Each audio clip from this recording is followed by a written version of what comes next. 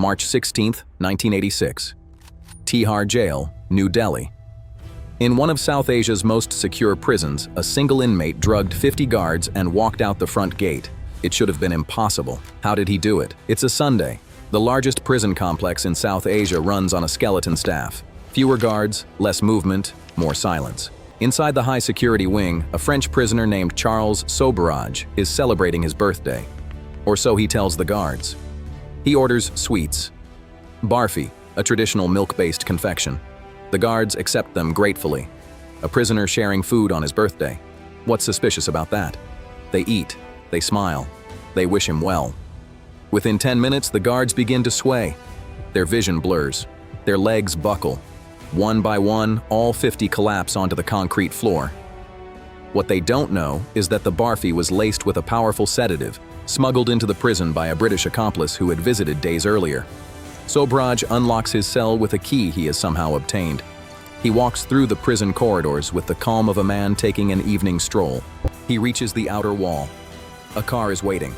By the time prison officials realize what has happened, Charles Sobhraj is gone. This is not the first time he has escaped. It will not be the last. But what makes this man different from every other prisoner who ever walked out of a maximum security facility is not how he got out. It's who he was before he went in. The serial killer known as the Serpent should never have been able to walk free. Not once. Not ever. He was wanted by police forces across 3 continents. Thailand had issued a warrant for his execution. Interpol had his file flagged in red. He was suspected of at least 20 murders. Young Western backpackers drugged, robbed, and disposed of like garbage along the infamous hippie trail from Istanbul to Kathmandu. His victims were found in tidal pools wearing bikinis, burned beyond recognition on Thai beaches, strangled in hotel rooms, drowned, poisoned. If even a prison like Tihar could not hold him, no one could. And if he disappeared again, one of Asia's most dangerous criminals would vanish forever. Charles Sobhraj learned early that charm could open any door. Abandoned by his father as a child and raised by a mother who favored her new family, he grew up watching how people worked. By his teenage years, he was stealing cars and mugging people on the streets of Paris. At 19, he went to prison for the first time, but instead of breaking him, it taught him something valuable. He manipulated guards into granting him special favors. He befriended wealthy visitors who would later help him move through high society. He discovered that systems weren't walls, they were routines. And routines could be exploited. By the late 1960s, he had married a Parisian woman, but he was already planning his next move. In 1970, running from a prison sentence, he left France for Asia, searching for a place where the law couldn't reach him. He found it on the hippie trail. In the 1970s, tens of thousands of young Westerners flocked to South and Southeast Asia, carrying cash, passports, and a dangerous naivety. Borders were loose. Police barely coordinated. A man who could change his face and his story could disappear forever. Sobhraj saw them for what they were. Prey. He posed as a gemstone trader. He spoke 5 languages fluently. He befriended backpackers, invited them to his apartments, and slowly poisoned them until they were too weak to resist. Then he robbed them, and sometimes he killed them. By the end of 1975, he had killed at least 6 people in Thailand alone. Here's what Sobhraj understood that everyone else missed. Every system, no matter how secure, has a human layer, and humans have patterns. Border security in the 1970s was laughably primitive. If you had a passport, you could move. If you had a passport that belonged to someone else, you could still move, as long as you looked like the photo. Sobhraj didn't just kill for pleasure. He killed for identities. He used his victims' passports to fly from country to country. But the bigger weakness was routine. Guards worked the same shifts. Prisons followed the same schedules. People became predictable, and predictable people could be manipulated. That was Sobhraj's real talent. He didn't break walls. He broke the people inside them. In December 1975, Sobhraj entered Nepal and killed 2 more Westerners. Then he fled back to Thailand, but this time, someone was watching. A Dutch diplomat named Herman Knippenberg had begun investigating the disappearances of 2 Dutch tourists. He compiled evidence, interviewed witnesses, and built a case that would eventually expose Sobhraj's entire operation. Sobhraj sensed the walls closing in. He fled to India, where he continued his crimes. But in Delhi, he attempted to poison a group of 60 French postgraduate students, and this time, he miscalculated the dosage. The students didn't die. They woke up, and when they realized what had happened, they apprehended Sobhraj and handed him to the police. It was July 1976. Charles Sobhraj was finally in custody. The arrest should have ended the story, but Sobhraj wasn't done. He was held in Delhi's Tihar jail while investigators pieced together his crimes. But Tihar in the 1970s was overcrowded, understaffed, and vulnerable. Sobhraj bribed guards. He befriended prisoners. He lived more comfortably inside than many inmates did outside. His case dragged on. He was convicted of one murder and sentenced to 12 years.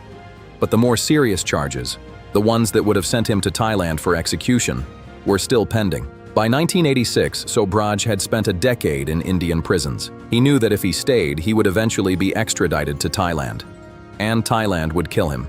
So he decided to leave. The plan took months to build. A British associate named David Richard Hall, who had been briefly imprisoned at Tihar, visited Sobhraj multiple times after his release. On one of those visits, he smuggled in a powerful sedative, enough to take down dozens of guards. But the sedative alone wasn't enough. Sobhraj needed access. He needed timing. He needed the guards to let their guard down. He chose a Sunday. Sundays meant a skeleton crew. Fewer guards, less supervision, more relaxed routines. Then he announced it was his birthday. He had Barfi distributed to the guards on duty. The sweets were laced with the sedative. The first guard collapsed within minutes. His cup of tea clattered to the floor. Another guard turned to see what happened. His legs buckled, then another, then another. Within 10 minutes, 50 guards were unconscious, scattered across the break room and corridors like fallen dominoes. Sobhraj didn't rush. He had practiced this moment in his head 100 times. He unlocked his cell.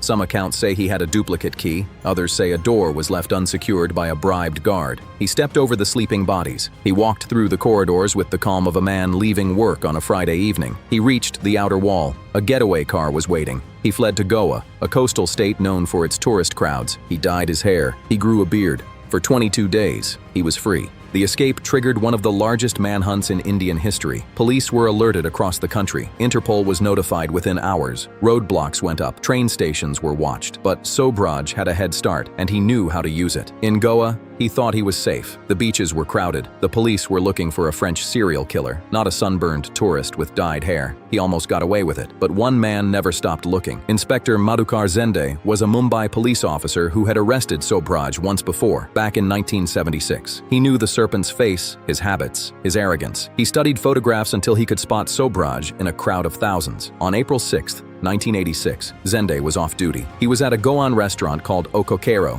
when a man walked in. The hair was different, the beard was new, but the eyes were the same. Zende didn't hesitate. He walked up to the table, placed a hand on the man's shoulder and said, "You are Charles Sobhraj." Sobhraj didn't run. He didn't fight. He simply looked at the inspector and said nothing. For a moment, the restaurant went silent.